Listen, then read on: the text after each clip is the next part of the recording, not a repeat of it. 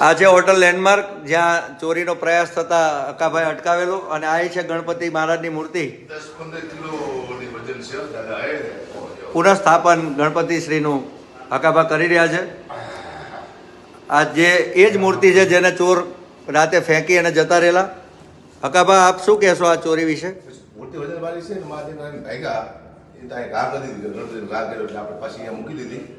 પણ ગણપતિને મને જગાડી દીધો કે ચોર આવ્યા છે મને લેવા માટે.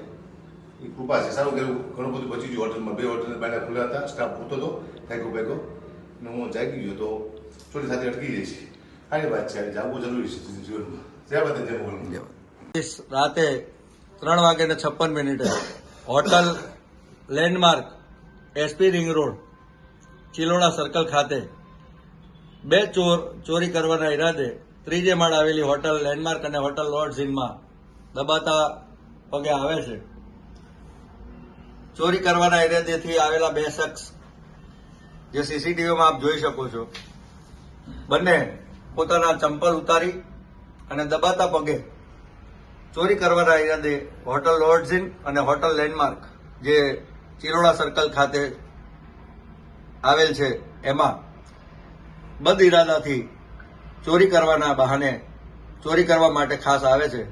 પણ એ જ હોટલમાં ગુજરાતના નામાંકિત કલાકાર, હાસ્ય કલાકાર, સાહિત્યકાર અકાભા ગઢવી અને ગુજરાતનો રોકસ્ટાર એટલે દેવ પગલી બંને પણ તે જ હોટલમાં હોય છે. થોડો ઘણો અવાજ થતા અકાભા અને દેવ પગલીને શક જાય છે કે બહાર કંઈક અવાજ થઈ રહ્યો છે, તો લાવો બહાર જઈને જોઈએ શું થઈ રહ્યું છે. એ સમયે જ આ બંને ચોર હોટલની બહાર સ્થિત ગણપતિ મહારાજની 15 થી 20 કિલોની પંચધાતુની પ્રતિમા છે, એની ચોરી કરવાના ઈરાદાથી ગણપતિ મહારાજની મૂર્તિ ઉપાડે છે. અને એ જ સમયે અચાનક હકાભા અને દેવભાઈ પગલી બંને હોટલમાંથી બહાર આવશે અને બંને ચોર મૂર્તિનો દાદરા ઉપર ઘા કરી અને નાસ્તા ફરતા દેખાઈ આવે છે. 3:58 એક્ઝેક્ટ મૂર્તિ ત્યાંથી ઉપાડી રહ્યા છે.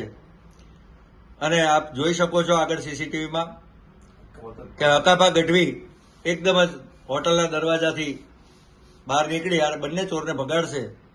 જગતનો નાથ ગણપતિ મહારાજ, જગતનું સંચાલન કરવાવાળો દેવ, એની મૂર્તિની ચોરી ન થાય એની તકેદારી કલાકારો રાત્રે પણ જાગી અને રાખે છે. આપ જોઈ શકો છો અકાભા ગઢવી બહાર નીકળતા જ બંને ચોર મૂર્તિ નાખી અને જતા રહ્યા. દેવ પગલી એમની પાછળ જવા માટે પ્રયત્ન કરે છે કે ભાઈ ચોર હજી નીચે પહોંચ્યા નહીં હોય, એવાને લિફ્ટમાં બેસી અને દેવ પગલી અને અકાભા અંદર હોટલમાં ચેક કરે છે કે બીજું કઈ ચોરી થયું છે અને તરત એવો લોકોની પાછળ જઈ રહ્યા છે. આપ જોઈ શકો છો. તો ચોરી કરતા પણ અટકાવે એવા જાગૃત નાગરિક તરીકેની પોતાની ફરજ નિભાવી અકાભાઈએ ઉત્તમ ઉદાહરણ પૂરું પાડેલ છે.